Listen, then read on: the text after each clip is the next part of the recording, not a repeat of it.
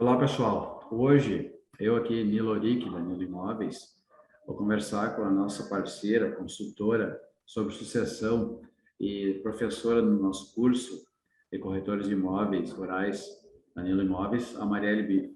Eu gostaria que ela conversasse mais, falasse mais sobre para a gente, sobre a sua trajetória e depois a gente vai dar sequência a outros assuntos. Oi, Nilo. Obrigada pelo convite. É um prazer estar aqui falando um pouquinho sobre esse assunto tão importante para as famílias do agro brasileiro. Bom, eu sou paranaense, filha e neta de produtores rurais, mas estou no Mato Grosso há 25 anos. Eu trabalho com sucessão já há 10 anos. Antes eu era gerente da carteira rural de uma instituição financeira. Então eu sempre atendi produtores, né? Então venho aí já há um longo tempo no agronegócio. Fui professora também de 2 faculdades. E comecei, depois que eu saí da instituição financeira, eu queria ter um negócio e falei, vou empreender, vou começar uma consultoria. Peguei os clientes, os cooperados da minha carteira e comecei a atender de uma maneira geral as necessidades do produtor. Montar dossiê de crédito para custeio, investimento, fazer uma organização administrativa geral. E aí eu percebi que havia muitos pontos que o produtor tinha ali, né, uma vulnerabilidade. Então, a questão da documentação era um ponto, mas a questão dos conflitos familiares era um outro ponto, a falta de profissionalização, né? Então, essa questão de preparar alguém, de ter uma organização do negócio, de enxergar a propriedade de fato como um negócio. E aí eu comecei a afinar isso mais para a sucessão mesmo, e aí comecei a atender só em sucessão e governança. Então, hoje eu atendo produtores rurais e empresas do agro no Brasil todo, dentro dessas duas temáticas principais aí, né? Sim, aconteceu contigo, eu acho que aconteceu comigo também. Até eu tenho um cliente que sempre diz: essa história, esse papinho que tu nasce sabendo o que tu quer é bobagem. Por uma necessidade que tu acabou indo para esse caminho, né? Percebeu uma necessidade, partiu para um projeto, desse projeto tu sentiu uma necessidade de ir para outro caminho. Então a gente percebe muitas vezes, tu, não, eu nasci pronto para isso. Não, tu vai te adaptando e pela dor dos teus clientes num setor, num tipo de consultoria que tu acabou migrando para um outro setor, né? Exatamente. Assim, ó, eu falo que eu não fiz o curso que eu queria fazer na graduação, então eu acho que existem coisas que o importante é você fazer o que você faz bem feito, né? Então não importa o que você fez, que você formou. O meu pai, ele não é mais produtor, ele perdeu vários anos aí consecutivos de geada, então era uma área muito pequenininha no Paraná, né? Que são modos menores aí. Então ele vendeu a área, montou uma agropecuária no Mato Grosso do Sul. E aí, então, eu não tinha como continuar também o legado aí, né? E ficar aí dentro da propriedade. Eu queria fazer três possibilidades aí de graduação, ou ser jornalista, que eu gosto muito de conversar, gosto muito dessa parte da comunicação, gosto muito da psicologia também, dessa parte de comportamento das pessoas, e gosto de agronomia. Eu não consegui fazer nada disso, porque eu já trabalhava, e daí tinha que da minha mãe, meus pais se separaram, e aqui tinha administração e agronegócio. Falei, bom, vou fazer esse aqui, tem um pouquinho de agro, administração, organizar as coisas, gostava bastante disso.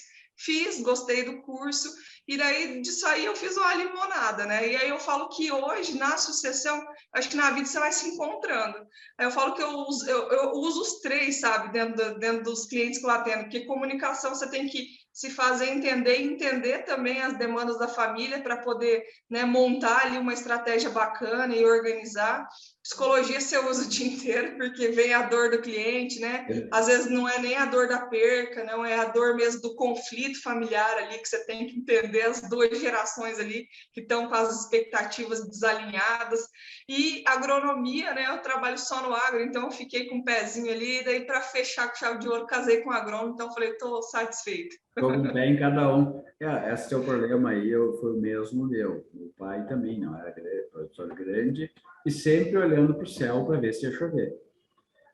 A nossa região lá, até para ver como as coisas mudaram, a nossa região, minha de origem, até uns 10 anos atrás, sou missioneiro aqui no Rio Grande do Sul, a gente ficava olhando para o céu e tu queria quebrar no Rio Grande do Sul, tu ia para aquela região. Só que mudou, né? Mudou a forma de plantio, mudou a época de plantio, tudo mudou. E nisso, até na questão das sucessões mesmo, tinha muita gente que vinha num formato, é aquilo ali, insistindo naquilo ali.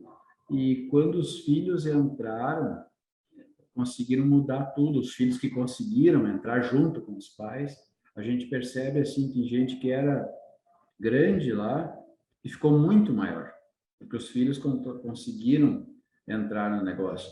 E outros que eram grandes e acabaram, porque quando os pais faleceram, acabou o negócio, o pai adoeceu, seja o que for, porque eram centralizadores e por diferentes motivos os filhos não podiam participar da operação, ou porque os pais achavam que não podia sofrer, que isso eu ouvi muito de muito cliente. O próprio meu pai, eu vi um ponto nisso um pouco, não, sofro com isso aqui, você não pode sofrer com isso aqui, vou fazer outra coisa, sabe? Isso era uma essência, mas mesmo assim eu continuei com a veia de gostar do agro, assim, muito. E outros clientes, a gente vê assim, ó, os caras médios para grande, que os filhos conseguiram mostrar a importância de estar junto de novas tecnologias.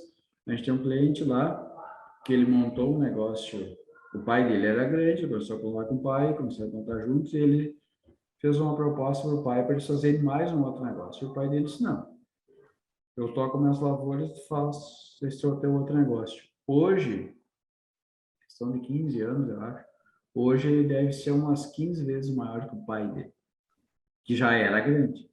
Então, por quê? Porque ele investiu em algumas, além de tecnologia, escolheu um nicho de mercado e tocou ali. Mas o pai ajudou, não foi um cara que atrapalhou.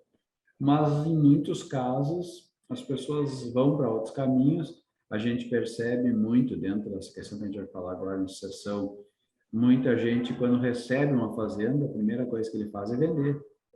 E daí as pessoas se apavoram, mas por quê? Olha, o pai lutou para fazer. Mas não sabe a história que está por trás, muitas vezes, que é muito fácil criticar quem vende.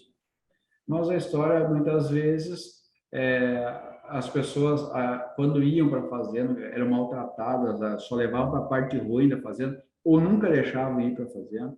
Então, são uma série de fatores.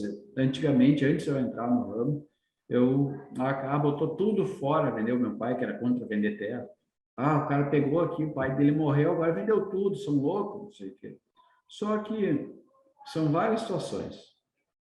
Tu não conhece o setor, vai ir para o setor sem saber, tu vai perder a fazenda provavelmente. Então, ou a renda não vende, acha que é bom ficar a renda, deixa a propriedade arrendada, que isso é um risco às vezes, né? A gente vê muita gente que arrenda a fazenda, o arrendatário está ganhando muito, vamos assumir a fazenda, e não é a mesma coisa, né? Então, esses pormenores que eu gostaria que tu falasse mais, e a gente vai fazendo um bate-bola aí juntos. Perfeito. Eu vou fazer só um ganchinho numa coisa que você falou ali do comecinho que você estava contando. Eu vi isso dentro da minha casa também, do meu avô, com meu pai. Meu pai também não teve estudo, então meu pai ainda estava naquela geração mais anterior. Mas a gente ouvia muito assim, né? Vai estudar e ser alguém na vida, né? Então hoje, para você voltar para o campo, é aquele trocadilho até que o pessoal faz, né? Você tem que estudar para voltar para o campo hoje. Então é muito diferente a realidade, né? De antigamente. Mas e a outra, gente eu acho. está Não, pode falar, pode falar. a gente está vivendo um outro nível, né? Um outro momento da sucessão também, da gestão das propriedades, né? Pode complementar, fica à Não, e vontade. eu acho que pega o período do teu pai, do meu pai, houve um grande êxodo rural, e era muito feio tu ser produtor. Estava em baixa, rentabilidade baixa, tudo baixo. Então, tu não podia ser, tu tinha que ser alguém na vida que aquilo ali tu não ia ser. E hoje, além de tu ter que estudar, encarecer os custos aumentarem e tudo mais, está em alta estar no campo, tu ser produtor rural. E outra vantagem também, que não é simplesmente estar em alta. Hoje, tu tendo uma internet, tu estar no Mato Grosso, no Rio Grande do Sul, numa cidade grande no interior, é quase a mesma coisa, dependendo da situação, tu tendo uma estrutura boa. Então, isso eu percebi. Antes era feio, agora deixou de ser feio e tu tem que se preparar, né? Exato, é vergonha, porque era o colono, né? E agora é quem produz alimento, né? Nunca deixou de ser quem produz alimento, né? Mas, enfim, era visto diferente, era distorcida a imagem, né? Acho que também houve um trabalho bom de comunicação nesse sentido, né? Exato. Mas falando na questão das terras, né? Dessa questão de olhar para a família quando, por exemplo, o gestor ou o fundador vem a falecer. Eu acho que o que você falou tem muito sentido e é muito coerente, Nilo, porque as pessoas às vezes julgam muito. Meu pai também é contra vender tudo, né? Falando de pai, ele fala: eu vou me desfazer, o que eu vou deixar para vocês? Eu falo: pai, você deixa conhecimento e educação, né? O Exato. resto a gente corre atrás, né? Então, Exato. assim, mas é muito tradicional, né? Cultural isso das famílias, né? A gente ouve vários clientes que eu atendo pensam muito dessa mesma forma. Mas, assim, o que você falou tem muito sentido. Como é que alguém vai continuar um negócio se você nunca teve vínculo com o negócio, se não sabe conduzir o negócio, né? E se não teve participação, não se sente pertencido ao negócio e não tem, de fato, aptidão para conduzir um negócio. Tem gente que não tem perfil e não vai ter, né? Não tem vontade de conduzir. Então, é Até melhor que criado no venda. campo, né? Até criado no campo, não tem condição. Né? Exatamente, isso aí é um fator que muitas vezes não tem a relevância, né? Às vezes nasceu na fazenda, cresceu na fazenda, mas quer ser outra coisa na vida, Uhum. né? Então, assim, a gente vê vários E ele casos. Às vezes tem. tem 2 filhos da fazenda e nenhum quer ser sucessor. Não, e às vezes ele foi criado lá e tem a história toda lá, mas ele não tem perfil nenhum de gestão. Não Exato, adianta. exatamente. Porque E a gente tem que respeitar, né? parece o que a gente percebe ainda muito, tu deve sentir muito mais isso na pele, parece que as pessoas ainda, muita gente ainda não consegue ver uma fazenda como uma empresa. E o que tem de empresa, de fazenda que é muito, mas muito maior que muita empresa. Então, e esse é o Com toda problema, é certeza. não ter essa visão empresarial. Ah, isso aí, tem gado ali, isso é qualquer um toca. Na lavoura, o cara ainda sofre, já tem mais medo, mas na pecuária, principalmente, acha, bota um peão lá e qualquer um toca. Aí daí cria as É o dificuldades. quintal de casa. Exato, exato. Eu sempre falo isso, assim, é muito confundido ainda, sabe? Essa extensão não virou a chave ainda para profissionalizar, né? O produtor rural e o empresário rural, assim. Ele ainda se enxerga assim, muitas vezes, cara, eu tô aqui em casa, eu toco meu gadinho aqui, às vezes é um baita de um negócio, né? E Exato. aí esse olhar, porque é um olhar muito humilde para o negócio dele, então esse olhar do negócio dele às vezes faz com que os filhos também nem se interessem pelo negócio, porque não conseguem enxergar nem o valor da construção do legado, os valores, né, familiares, e nem o valor financeiro do negócio também. E E aí muitas, entra. desculpe, e muitas vezes não tem esse valor financeiro, da forma que é Porque. conduzida, né? Não tem esse Exato, valor porque tu percebe assim, porque tu tem a prática da tua consultoria, eu acabo tendo a prática do que os caras vêm reclamar para mim, por que estão vendendo, por que estão comprando. Tu pega um cara que não investe em nada, pegar a pecuária como exemplo, que a agricultura está mais, pegar a pecuária. O cara não faz, não coloca um adubo na passagem, não faz nada, nada anda. Óbvio que não vai ter margem. Aquele gado de ciclo completo lá, de boi, não sei quantos anos, que ainda tem. E isso, como que vai, não tem lucro? Deixar essa porcaria, como é que eu vou depois ter uma grande extensão e não tem margem nenhuma? Eu vou pegar aquilo ali, vai ter 10, 20, 30, 40 milhões, vou vender aquilo ali e fazer outra coisa. é lógico. E aí o filho cresce vendo o pai falar: isso aqui só me dá trabalho, não dá dinheiro. Uhum. E aí, se o pai chega a faltar, que primeira coisa que ele pensa? Vou vender, olha o tanto que vale, Exato, né? exato. E aí ele não tem nem noção de quanto poderia dar mais de dinheiro se ele produzisse certo, se ele fizesse, né, o manejo correto. Então, assim, é algo que é um processo de conscientização também. E o que você Exato. falou lá atrás, que você estava exemplificando muito bem, essa questão de é certo ou não vender, não tem certo e errado, tem a realidade de cada família, né? Porque o errado é vender mal, Exato. né? Com Vender certeza. mal é vender no desespero, é vender na emoção, e você sabe que tem muita gente oportunista, né? A gente até escreveu um artigo em Claro. conjunto e a gente exemplificou muito essa questão de as pessoas se aproveitam desse momento de dor, de vulnerabilidade, fraqueza das famílias para chegar lá e pegar uma família despreparada que nunca participou de nada do negócio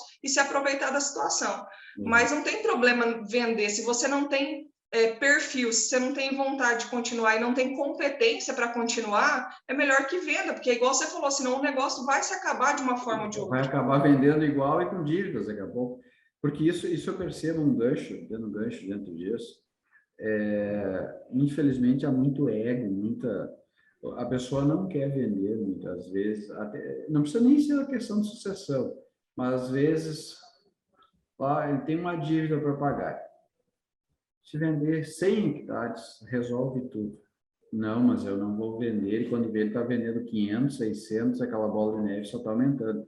Mas o que o vizinho vai pensar? Não interessa o que o vizinho vai pensar, interessa o teu negócio, a tua operação, e tu pega nos filhos mesmo, nas sucessões, a gente percebe muitas vezes as escolhas, porque um quer continuar tocando, porque o outro quer isso, daí começam os conflitos, atritos, porque existe, eu sempre insisto que existe um respeito enquanto tem uns patriarca ou matriarca.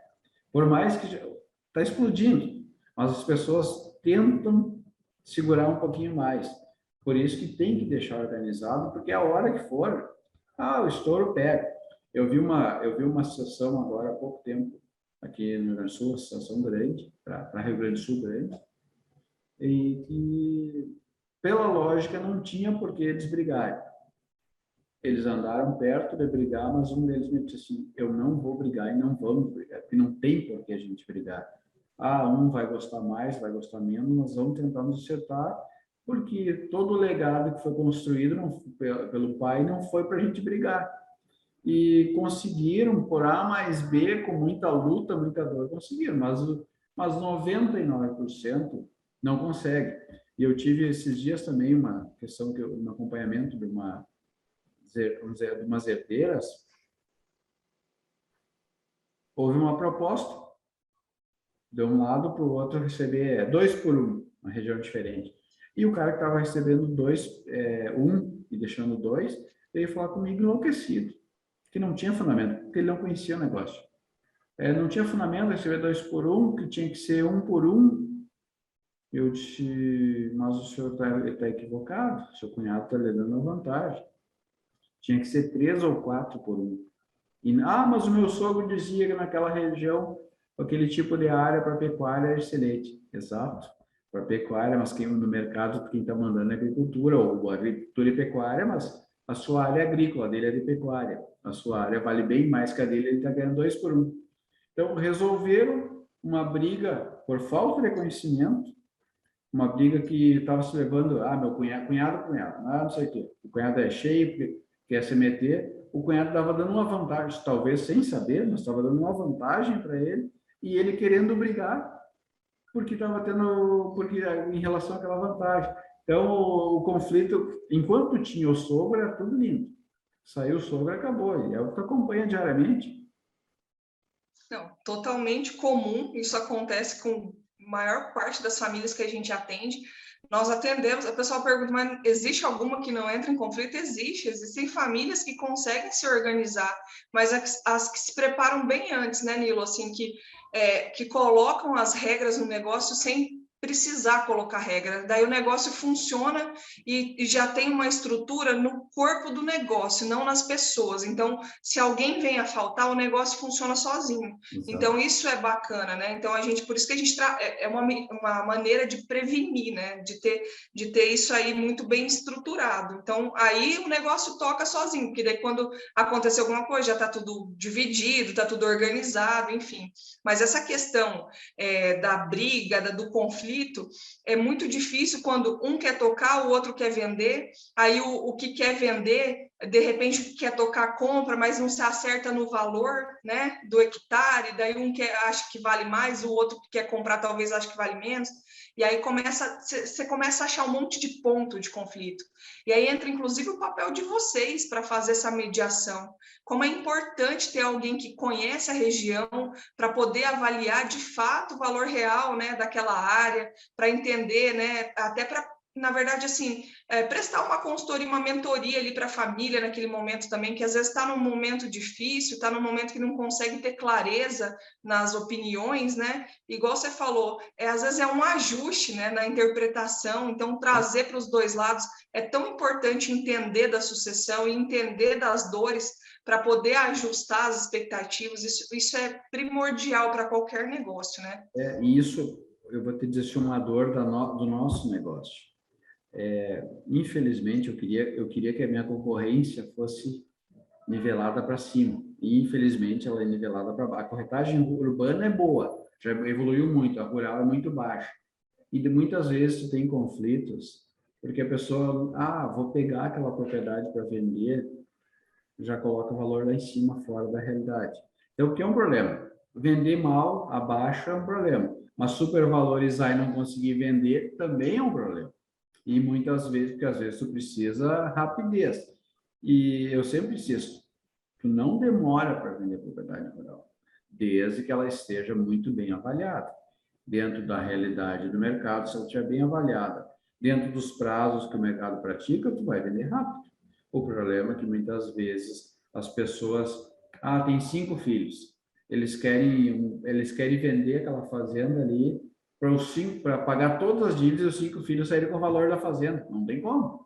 Não fecha essa conta. E aí começa os, não, mas quer vender por menos nossas fazendas. Tem fazendas aí que ficam 5, 8, 10 anos para vender. Por quê? Porque estão mal avaliadas. As fazendas bem avaliadas vendem-se em pouco tempo. E muitas vezes um quer vender agora, a gente está resolvendo uma situação, um quer, outro não quer, e aquilo ali vai ficando, patrimônio se deteriorando, dívidas muitas vezes aumentando e dificultando totalmente a operação, né? Com certeza. E assim, né, Nilo, essa ponta, né, da gestão de conflitos, seja antes de alguém falecer, porque a sucessão também acontece, muitas pessoas relacionam muito a sucessão só com a morte, né? Ela também acontece antes aí, né, de falecer, se for fazer um planejamento sucessório.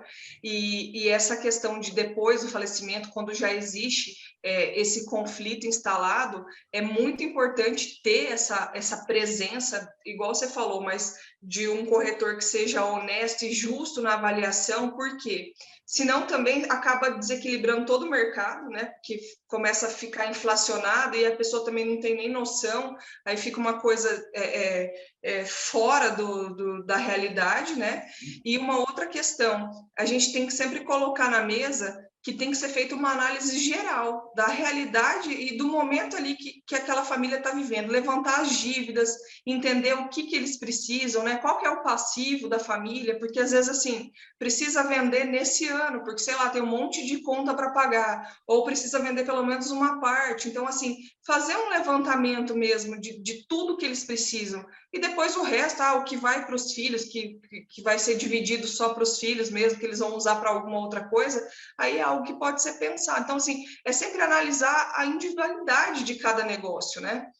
E um problema grave que eu vejo que não tem nada a ver com morte é o trabalho. Tem lá 4 filhos, um trabalha com o pai e nada disso é separado.